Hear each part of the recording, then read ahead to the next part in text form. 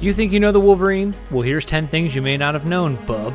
X-Men Origins Wolverine opened on May 1st, 2009. 4 days later, a sequel was officially confirmed. Bryan Singer was in negotiations to direct the sequel.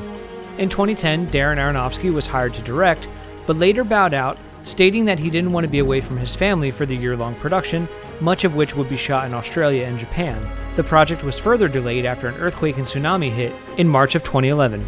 James Mangold was brought on board to replace Aronofsky. Mark Baumbach was hired to rewrite the screenplay and wanted to include Rogue into the story, but abandoned that idea. Hugh Jackman wanted to look as ripped as possible for the film. He reached out to Dwayne Johnson for some tips on bulking up. The Rock suggested that he gain a pound a week by eating 6,000 calories a day. Hugh Jackman would eat 6 meals a day consisting of lots of broccoli, steak, and brown rice.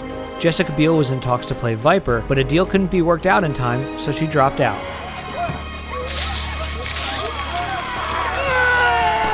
The Silver Samurai was rendered by Weta Digital and was printed on a 3D model that was chrome-plated using electrolysis.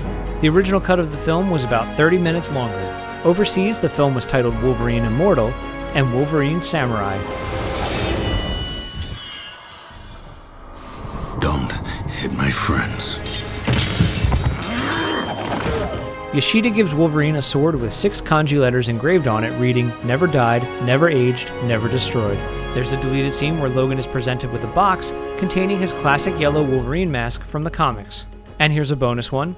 The mid-credit scene was written by X-Men Days of Future Past writer Simon Kinberg and shot during the Days of Future Past production, although James Mangold did direct the scene. As I told you a long time ago, you're not the only one with gifts. That's it for this episode of You Think You Know Movies. Make sure to subscribe, like us on Facebook, follow us on Twitter, and get the latest movie and TV news on ScreenCrush.com.